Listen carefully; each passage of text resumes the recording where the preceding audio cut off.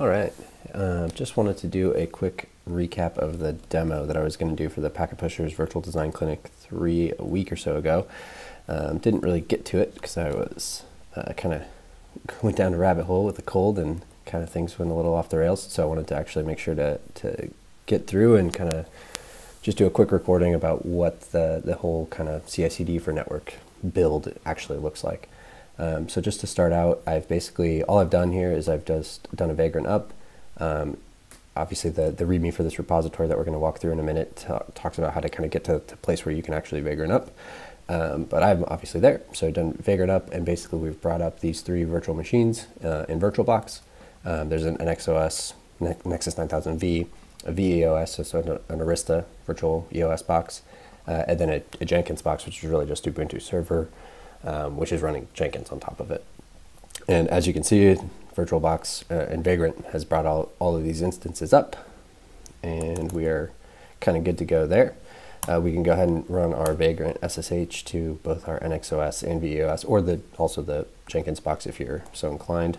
But basically, these instances really have not a lot on them, I guess I should say. They do have a little bit on the kind of the base box images to kind of get everything bootstrapped.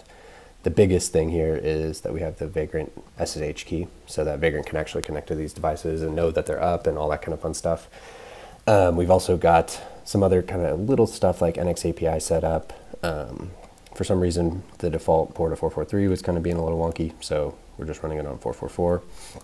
And then kind of same thing on the Arista box. Vagrant user, per 15, SSH key. And then just to be consistent, we're running the API for the HTTP command stuff on the EOS box on port 444 as well, just to kind of make it same with the Nexus stuff. Then these boxes also have, static IP addresses, just to make life easy. Although we could, of course, the actual management port is DHCP, but there's basically an in-band management port with these static addresses that the Jenkins host is actually going to kind of go and poke these boxes on. So that's pretty much the base setup there. In the repository, there's this Vagrant environment directory. This has my Vagrant key, which is obviously the key that you would need to know or need to have in order for Vagrant to properly SSH to these devices. So it's just called this, god-awful name here. And then we've got this Vagrant file, which is basically going to define the multi-machine Vagrant setup. So from the directory where your Vagrant file lives, assuming you've got Vagrant, VirtualBox, and all this other stuff set up, you could basically just Vagrant up, and it'll go through and fire up all these boxes. Some other stuff, the Nexus box has a serial port, so we can connect to console. So if you telnet localhost on 2002, you'll be able to get to that. And then we've basically got some other NICs defined, forwarding ports. We're overriding the default Vagrant SSH stuff just to make it so it's always consistent and simple. And then if you'd like to hit the NX API or the Arista API from your actual local host as opposed to from the Jenkins box internally, we've got the added port there as well. So pretty much other than that, this should look pretty familiar if you're familiar with Vagrant stuff. Fire up all the machines, connect everything. Not a whole ton of stuff going on there. So the repository in general is a fairly long README. I tried to make it hopefully pretty straightforward, but if there's any questions or comments, feel free to open an issue or just DM me on Twitter or whatever, and we'll try to get that sorted out. The kind of guts of the repository really revolves around 5 Ansible playbooks. So we'll take a look at those really quick here. So the first of which is this generate configurations file. So if you've done anything or done a reasonable amount of stuff with Ansible, you've probably, or Python in general, you've probably heard of Jinja 2. And Jinja 2 is just a templating language written in Python. And so using this, we can basically have template files, and we can have like a base file for router XYZ. And then using Ansible, we can iterate through a bunch of hosts in our inventory file and crank out a configuration for each of those hosts from the same kind of golden template, if you will. So that's exactly what we're going to do. So this is the simplest playbook probably. We basically just ensure that we have a configs directory on the host that we're running Ansible from. And then we generate our NXOS configs and our EOS configs. Again, simple demos, so there's only the 2 kind of device flavors, and there's really only one of each device, but this could obviously scale to a lot more than that if you're so inclined. But we basically take those templates, and we pop out into that configs directory that we made sure that was there, a configuration file based on the name of the device in our inventory. So pretty straightforward stuff. Let's just take a quick look at the templates here, and I'll look at the Arista template. The NXOS template is significantly more, I'll say, finicky. Maybe the nice way to say that. So just RTFM for sure, with the napalm docs and stuff. We'll get to that in a minute. But it's just a little touchy, so we'll look at the Arista template. So if you're familiar with Jinja, double squigglies just means a variable is getting basically printed there. And then a squiggly with a modulo or percent there means we're having some kind of Python logic. So in this case, we've got a for loop, and then unlike kind of vanilla Python, we have to end our for loop. And so in this case, we're basically iterating over variables that are in our variables files, which we'll go through real quickly here in a minute. And we're saying, hey, for every name server, DNS server in our default VRF, plop the name server right here, right? And then just do that for every single one in our inventory file. Some other stuff that's interesting is we have this include. And basically this is going to allow us to inherit other templates into our basically what's becoming our parent template file. So if we go back here and we look at EOS Ethernet interfaces, this is just a way that we can kind of have, maybe hierarchy is not quite the right word, but we can have some better organization about what our templates are doing. And we can keep them smaller so they're easier to manage. And we don't have just like a giant wall of text for our main template. So this is basically, again, Python logic.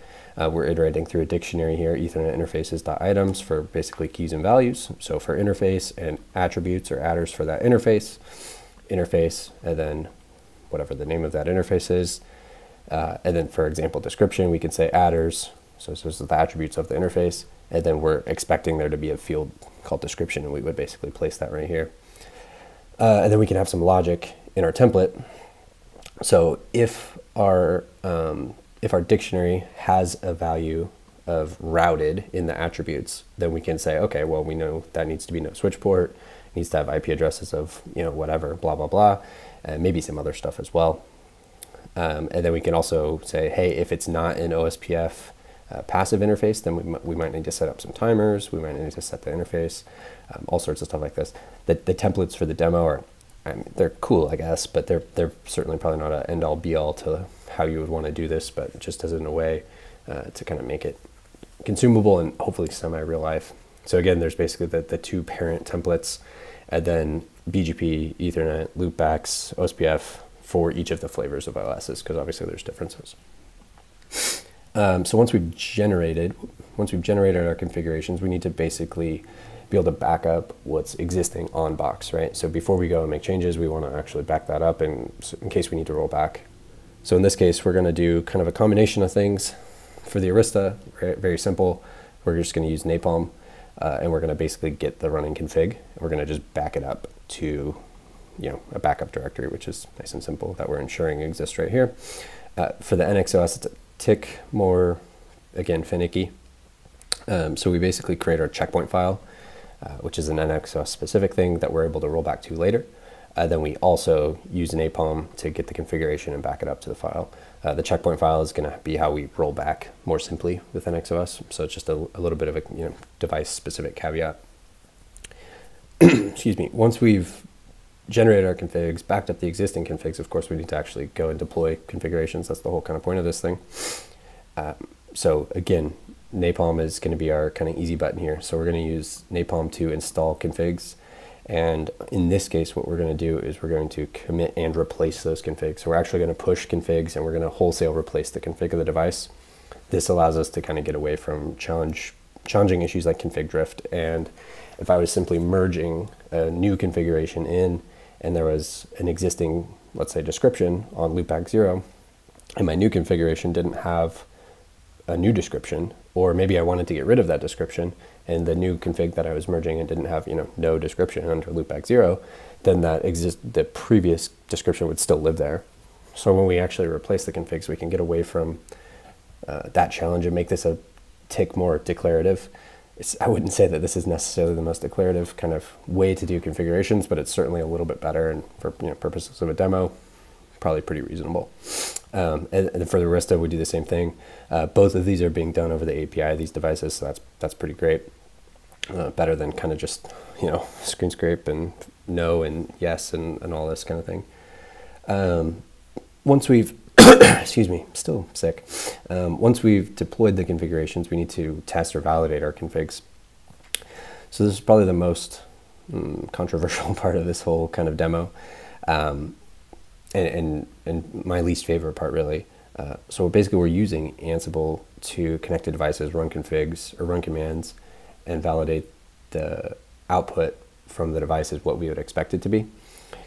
This is good. The idea is good. I don't know that I love Ansible to do this. I definitely know I don't love Ansible to do this. I don't think this is probably the best way to do it. But basically in this playbook, we have a play for validating from the perspective of NXOS, and then another play somewhere here, there we go, validating from the perspective of EOS. And what we do is basically we just run some configs and then fail the task when we don't get the output we expect. So show IP OSPF neighbor ETH2 on our Arista box. When we don't have full in the OSPF output, we know that this is a failed task, right? Similar stuff for BGP. And then we also run some reachability stuff. So like, hey, when we don't get 505 pings back, probably we know that that's a problem, right? Some more code juice there. Okay. And finally, the rollback. This is another relatively straightforward playbook. For the NXOS device, we're going to use the NXOS rollback task or module, and this is going to roll back to that checkpoint file that we created. The Arista is arguably simpler, I think, where we basically just roll back to that backup config file that we created. Nice and simple.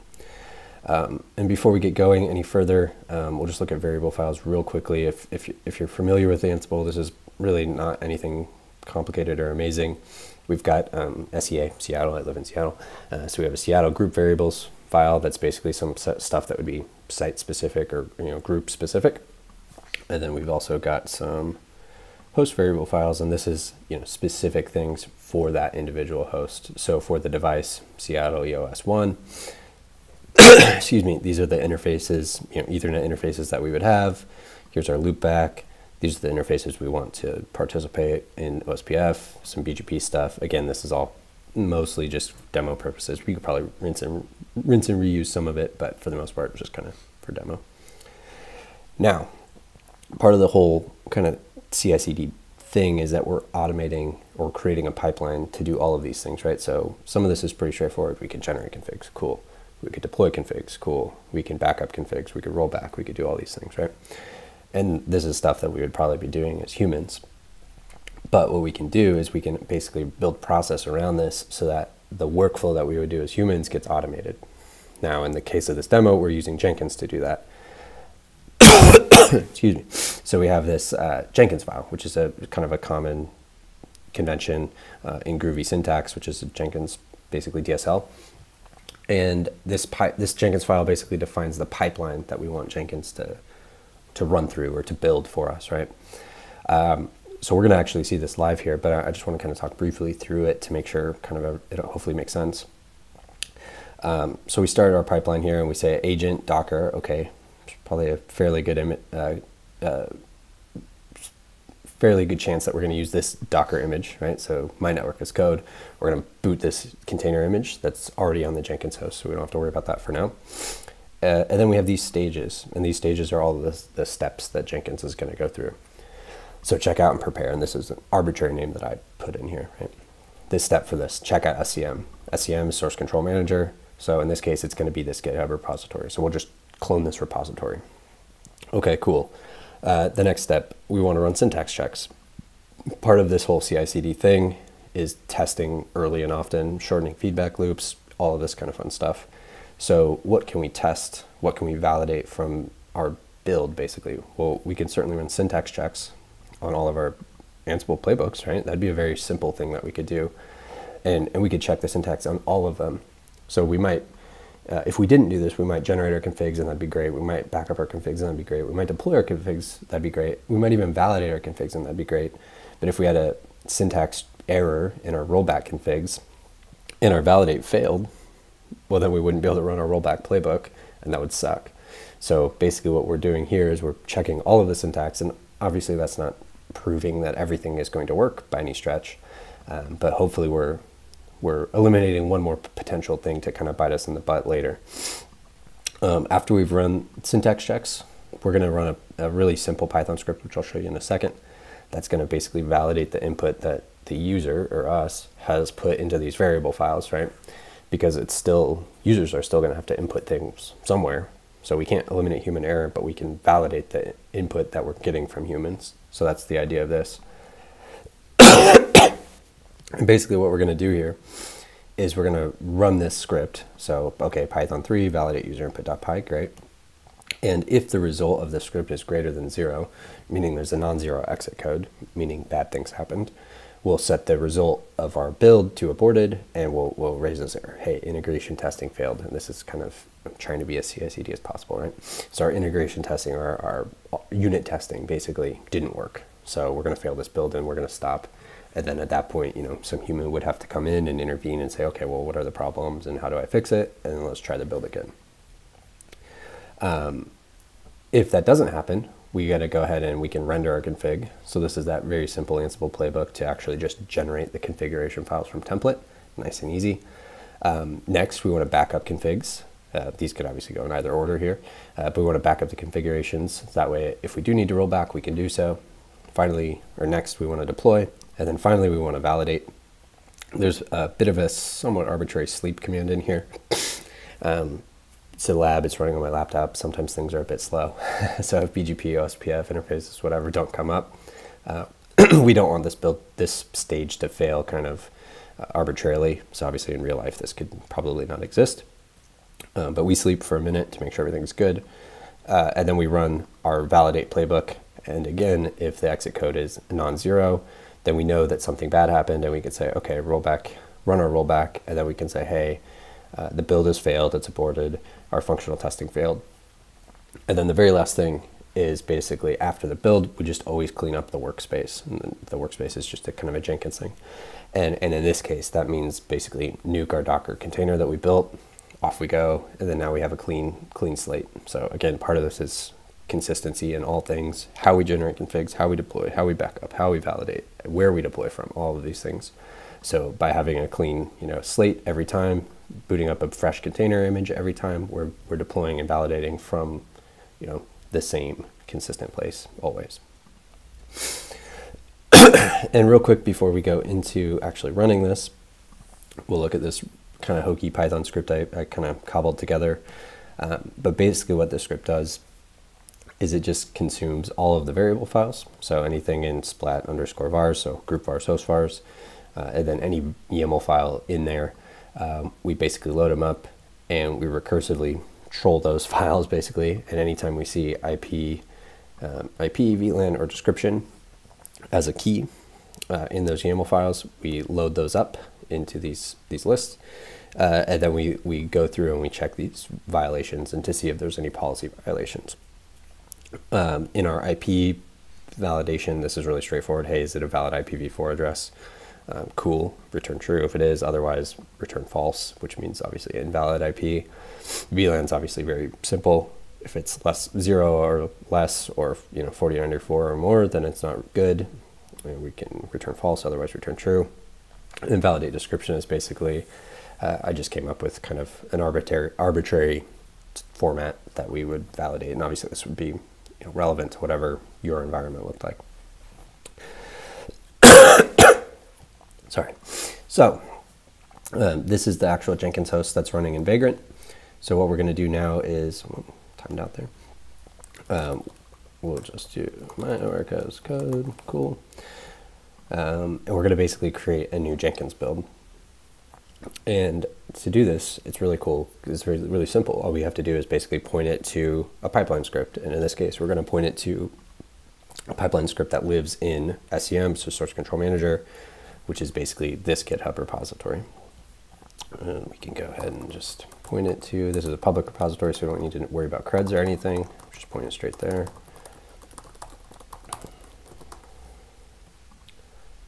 I'm pretty sure that's legit. Yep, that's good. We can save that. And then simply, at this point, remember that nothing has happened. We have no config, no config on our devices. We can go ahead and trigger this build. Now Jenkins is going to do a bunch of stuff for us, right? so we can kind of watch this happen live, and I can get some Red Bull.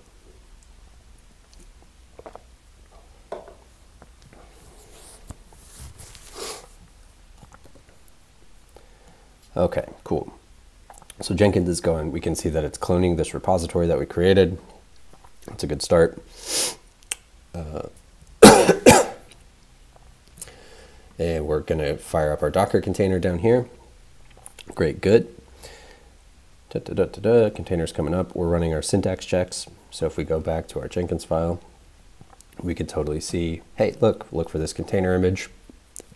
In this case, obviously, this was built on the Jenkins box that I created. So it knew how to fire that up. We ran all of our syntax checks. Okay, good. We ran this Python script to validate our user input, which is exactly what we would want.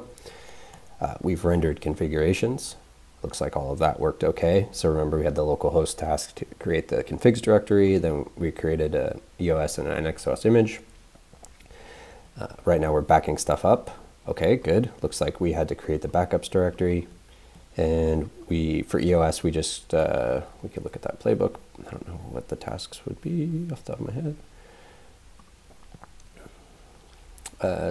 So we got facts, right? And then we just basically copied that out to the directory. That makes sense. And for NXOS, there was one extra task where we actually created the checkpoint file. Now we're going to actually deploy configs. And sometimes this takes a little bit of time. But we should be doing it to NXOS first.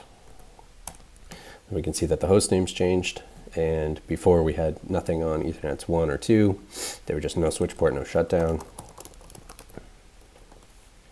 And now we can see a whole bunch of configurations. That looks good.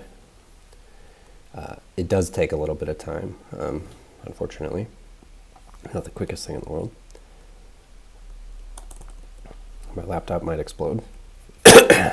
And then the same thing over here was EOS base. Now we've clearly got our EOS hostname on there. If we look at ETH2 and ETH3, we can clearly see that stuff is happening. Looks like we've got some OSPF neighbors up, looking good.